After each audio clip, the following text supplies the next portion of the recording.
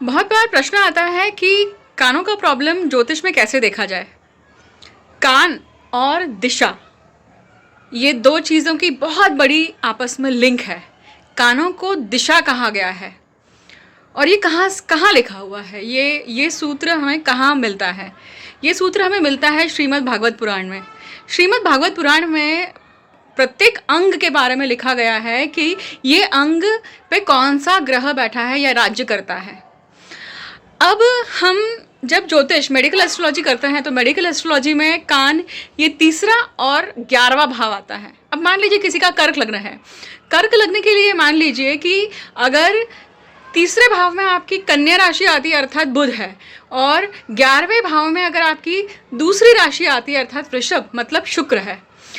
अब कानों का किसी को प्रॉब्लम है, कानों में इन्फेक्शन हो जाता है, कान सुनने में प्रॉब्लम आता है, किसी को टिनाइटस का प्रॉब्लम है, कान में कभी किसी को इन्फेक्शन हो जाते हैं, जल्दी जल्दी इन्फेक्शन होते हैं।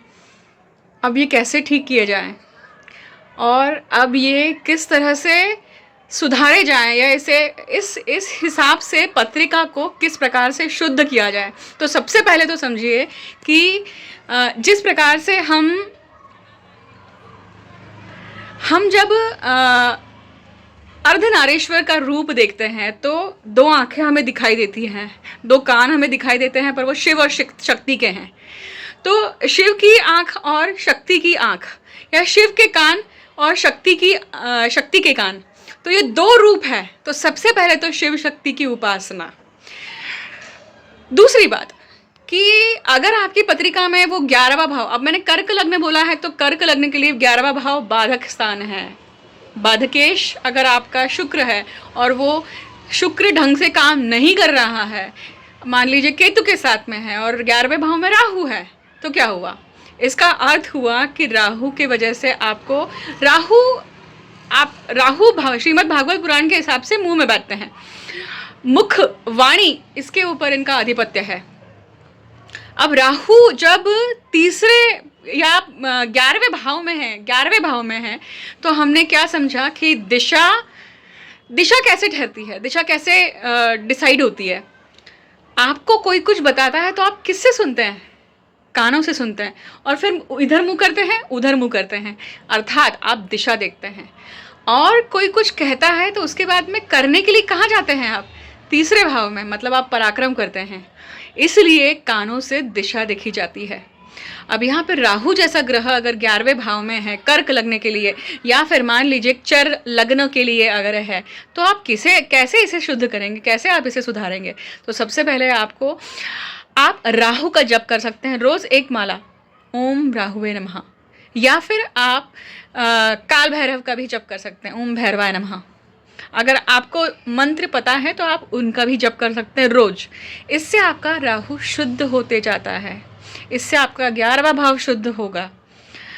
अब ये आप सूत्र सभी के लिए समझ लीजिए, ज़रूरी नहीं कि ये कर्क लग्न के लिए है, ये सूत्र सभी लग्नों के लिए है, याद रखिएगा। नहीं तो आप वापस मुझे वीडियो में कमेंट्स करके पूछेंगे तो फिर मेरा कन्या लग्न है इसके लिए क्या करूं, मेरा वृश्चिक लग्न है उसके लिए क्या करूं। नहीं, ये सूत्र प्रत्येक कुंडली के लिए तीसरे और 11वें भाव के लिए आता है। अब समझिए दूसरी बात, अब तीसरे भाव की तरफ बढ़ते हैं, क्योंकि आपने कानों से बात तो सुन ली, आपने उस दिशा की तरफ देख तो लिया और उस दिशा से इन्फॉर्मेशन अर्जित तो कर ली, बट उस इन्फॉर्मेशन के लिए समझिएगा कि उस इन्फॉर्मेशन का करना क्या है, उसको प्रोसेस कैसा करना है। तो आप प्लानिंग करते हैं और पराक्रम करते हैं जाकर। तीसरी बात, जब राहु है तो कोई भी ग्रह है अगर मान लीजिए 11वें भाव में या तीसरे भाव में, तो आपको समझना होगा कि वो जो ग्रह है उसकी बैड इफ़ेक्ट्स क्या है, उसके गुड इफ़ेक्ट्स क्या है, क्योंकि वो ग्रह आपको सभी प्रकार के फलित देने के लिए बाध्य है। कोई भी ग्रह एक ही प्रकार का फल नहीं देता है, याद रखिएगा। प्रत्येक ग्रह, क्योंकि हम बोलते हैं ना कि there are 2 sides of coin, उसी प्रकार ग्रह की 2 हमेशा बाजू रहती है, एक अच्छी और एक बुरी। हमारी भी है ना, हम पूरी तरह से बोल तो नहीं सकते हैं कि हम बहुत अच्छे हैं, हम ये भी नहीं कह सकते हैं कि हम बहुत बुरे हैं। तो बुरी आदतें भी होती हैं, बुरी क्वालिटीज़ भी होती हैं, और अच्छी आदतें या अच्छी क्वालिटीज़ भी होती है। उसी प्रकार से ग्रह जो है वो अपनी किरणों को दोनों प्रकार से स्फुरित करता है। राहु प्रलोभन देता है, अट्रैक्शन देता है, उसी प्रकार से राहु आपको उस कर्म को पूरी करने के लिए अचीवमेंट या भूख देता है, प्यास देता है। तो राहु दोनों तरफ से काम करता है। आपको वो बेनिफिट भी लाकर देने वाला राहु ही है अगर वो 11वें स्थान में है तो।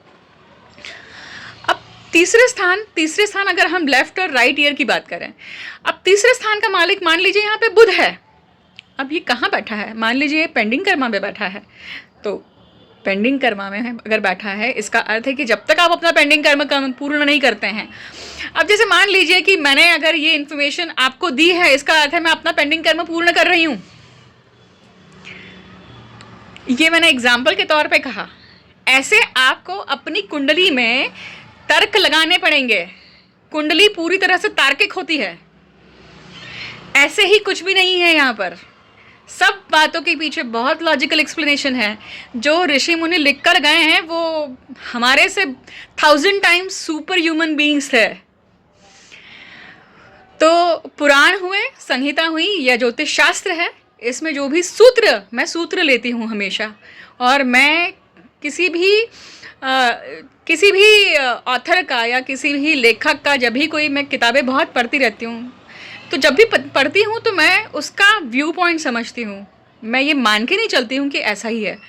इसलिए मान के नहीं चलती हूँ क्योंकि पुराण अगर आप पढ़ेंगे, आप संहिताएं पढ़ेंगी या आप ज्योतिष के क्लासिकल टेक्स्ट पढ़ेंगे, सबसे पहले तो पाराशर ज्योतिष, पाराशर, बृहद पाराशर हो रहा शास्त्र, भावार्थ रत्नाकर है, बहुत सारे ऐसे क्लासिकल टेक्स्ट हैं जो ऋषियों ने लिखे हुए हैं, आप उन्हें पढ़िए।